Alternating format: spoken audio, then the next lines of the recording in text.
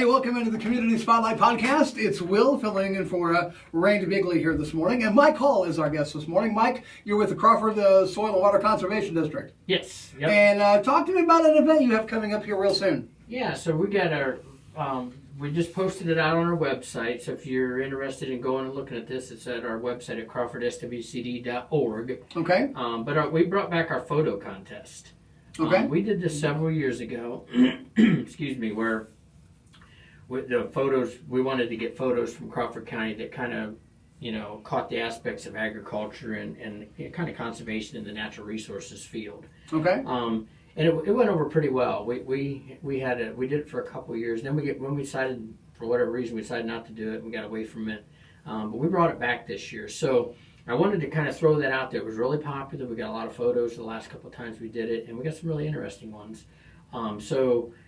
Yeah, go to the website and get the information. We have plenty of time. I think it starts September 1st of 2023 and finishes July 1st of 2024. Oh, okay, so it's about a whole year. Right, yeah, you got a whole year. We want to try and capture as many seasons as we could and still be able to fit things together. But there's a couple of categories. Our focus this year, our featured category, let's say, is trees. So if you have go out and look for photos, that are of good quality photos of trees. That's one category. Nature is another category. So if birds or mammals, different flowers, things like that can be done under the nature thing. And of course we have an agriculture one where you would have livestock, ag equipment, those kind of farm scenes and things like that. Right. Each photo can be submitted into a single category.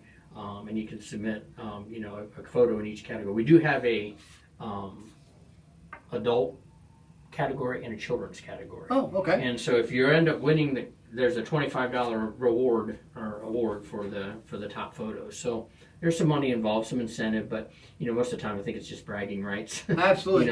And last time we got some really good photos. I mean, we have some people that can really take photos in this county. I mean, there were some really interesting photos. I know there's a photo group here in Crawford County. Oh, there is. And yeah, it's on Facebook, like Bucyrus, Ohio Scenic Photos. Okay. Something like that. And I agree. People can.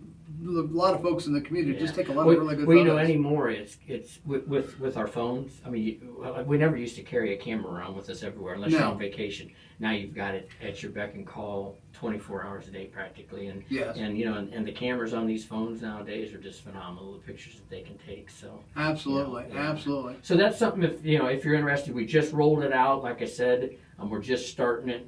But go to our website. I'm sure it'll be on our Facebook page too. If you haven't looked, search for us on Facebook. Search for Crawford SWCD on Facebook. Like us, and you'll get tons of information on not only that program but all our other programs as well, and other tidbits and things like that we get. So, Mike, anything else you want to share this morning? Yeah, we're working into that time period where we're getting into fall.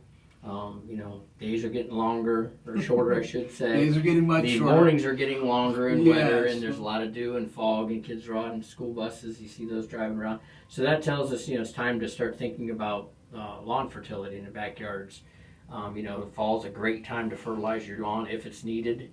One of the things we encourage people to do is to soil test. Soil test your lawn, soil test your garden. It's a great time to soil test the garden after you get your, the beans are pulled out and everything's cleaned up and all the fodders, whatever you do with it. It's a great time to soil test your garden. So we do have a program where if you submit your soil test to us, we'll send it off for you. You just got to bring it in to us. There's a fee, obviously.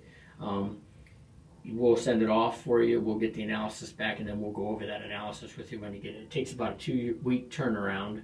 But it's a great program. It's been well received. If you gotta, you're curious what your fertility is in your garden, it's a great opportunity.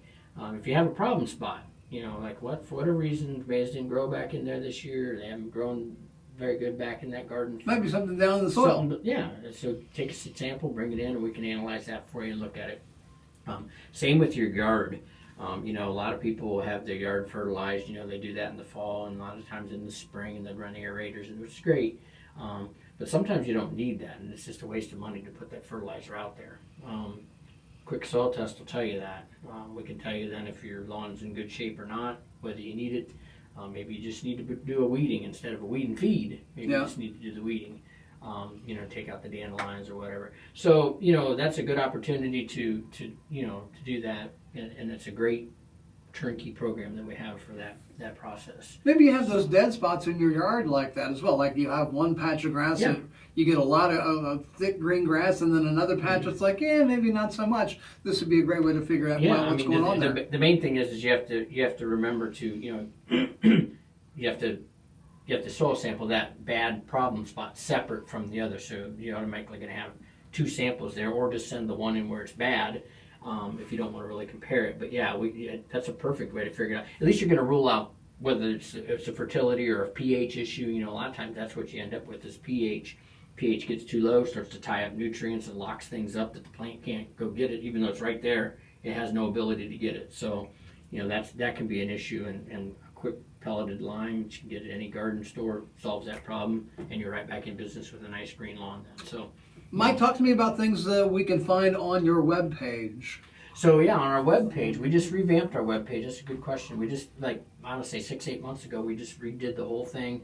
It was under construction for a long time, but now we've taken that banner off there and go to the website, look at it, give us your feedback, tell us what you think, because we did revamp it. But you can get all of our programs are on there. So the programs that we have from our partners with USDA, our Environmental Quality Incentives Program, our Conservation Reserve Program information, Lake Erie CREP stuff's in there, which is a Conservation Reserve Enhancement Program for Lake Erie and the Scioto River.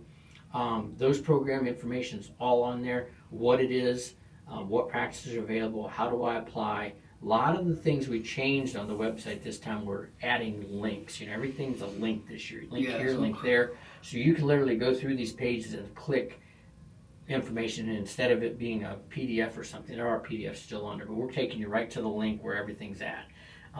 So that's one of the big things that we did. But you can get information on our backyard program, on our education program, on the H2 Ohio program that's out there. How do I participate? What practices are available? We have we have our drainage information on there. So if maybe you have a drainage concern, we got what are the laws in the state of Ohio according to drainage. You can go on there. There's links to go and find out what is reasonable use law. Why does that apply to me? How does it apply to me in this situation? Okay. Our pond information's on there. So we have a great pond program. I just talked to some people yesterday. It seems to be one of the things that we've had a staple of here over the course of the last 30 years I've been here. We'll do on-site assistance. We'll look at an existing pond from a standpoint of a fish issue, weed issue, maybe it's not holding water like it used to. All that pond information's on there. We made PDFs, we put links, so you can literally go through there and maybe get the research yourself, and it'll be easier for you.